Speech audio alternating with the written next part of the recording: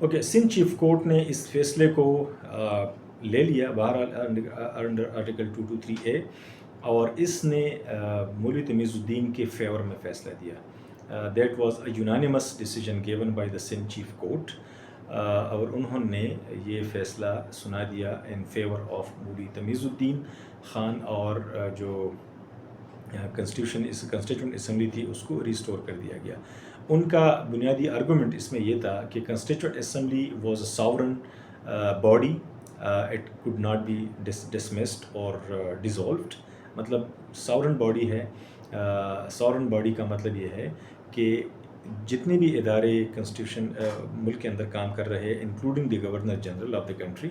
تو یہ سارے کے سارے they are under the constituent assembly. تو لہٰذا ساورن اختیار جس کے پاس ہوتا ہے تو اس کو ڈسمس نہیں کیا جا سکتا. تو لہٰذا انہوں نے یہ فیصلے میں لکھا کہ چونکہ the constituent assembly was a sovereign body, so it could not be dismissed until it make its, کیونکہ ان کو ایک ٹاسک ملا ہوا ہے، اور وہ ٹاسک ان کو ملا ہوا ہے آف دی کنسٹیٹیوشن میکنگ. جب تک یہ کنسٹیٹیوشن نہیں بنا تھی تب تک یہ اسمبلی اپنا کام جاری رکھے گی، اور اس کو ڈسمس نہیں کیا جا سکتا on what ground what so ever, on any ground what so ever. اور دوسرا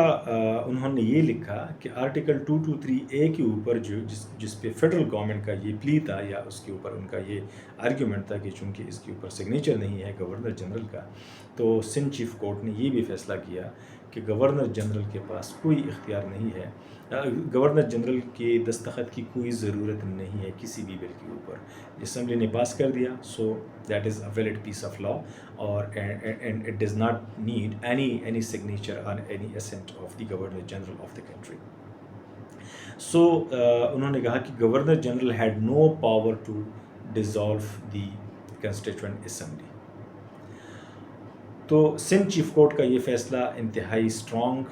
فیصلہ تھا، اور اس نے ایک کنسٹیٹیوشنلزم کو اپہیلڈ کر دیا، اس نے ڈیموکریٹک ویلیوز کو اپہیلڈ کر دیا، اور انہوں نے کلیئر کٹ یہ لکھا کہ گورنر جنرل کے پاس کوئی بھی اختیار نہیں ہے کہ وہ اسمبلی کو ڈیزالو کرے آن اینی گراؤنڈ، چاہے وہ اس کے اوپر ہو کہ انہوں نے قانون نہیں بنایا ابھی تک، یا یہ کہنا کہ it has lost the confidence of the people. اب یہ بڑا انٹرسٹنگ ہے کہ how the governor general of Pakistan concluded کہ اسمبلی کے پاس کوئی وہ نہیں ہے، کانفیڈنس آف دا پیپل نہیں ہے. اس نے یہ کنکلوژن کیسے ڈرائیو کیا؟ کوئی سروے ہوا تھا، یا کوئی الیکشن ہوا تھا، یا کیا ایسا میکنزم اختیار کیا گیا تھا جس کے تحت گورنر جنرل اس نتیجے پہ پہنچے کہ assembly does not have the confidence of the people? So یہ ایک انتہائی لو قسم کی آرگومنٹ تھی گورنر جنرل کی طرف سے، جو کہ میں نے آپ کو بتا دیا کہ ایکچوئل ریزن جو تھا وہ یہ نہیں تھا کہ اسمبلی کنسٹیٹیوشن بنانے میں ناکام رہی. یہ اپنی جگہ پہ ایک حقیقت ہے کہ the constituent assembly took a longer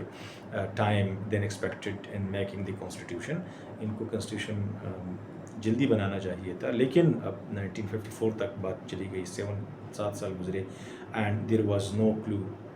even after کہ آبجیکٹیوز ریزولوشن بھی پاس ہو چکا تھا ان 1949، but still the assembly could not make the constitution. یہ اپنی جگہ پہ ان کی ایک فیلئر تھی، لیکن گورنر جنرل نے اس بنیاد پہ اسمبلی کو ڈیزالو نہیں کیا تھا، بلکہ اس کی ڈیزولوشن کا جو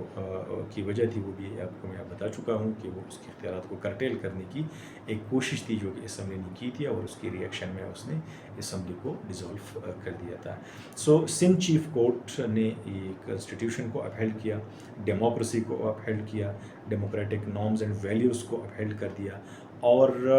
ایگزیکٹو کے پریشر میں نہیں آئے. کوئی انہوں نے ایگزیکٹو کے حوالے سے کوئی ریسٹرین شو نہیں کیا، اور بڑا قانون کے مطابق کلیئر کٹ فیصلہ دیا وداؤٹ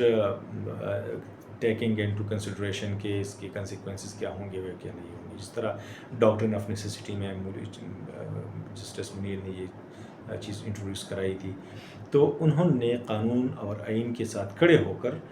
فیصلہ سنایا ان فیور آف مولوی تمیز الدین خان. لیکن چونکہ مولوی تمیز الدین خان کے اس کیس کا جو فیصلہ آیا تھا سٹیزنشپ کورٹ کے اندر، اس کے اگینسٹ سپریم کورٹ میں یا اس وقت جو فیڈرل کورٹ کہا جاتا تھا، فیڈرل کورٹ گورنمنٹ نے فیڈرل کورٹ میں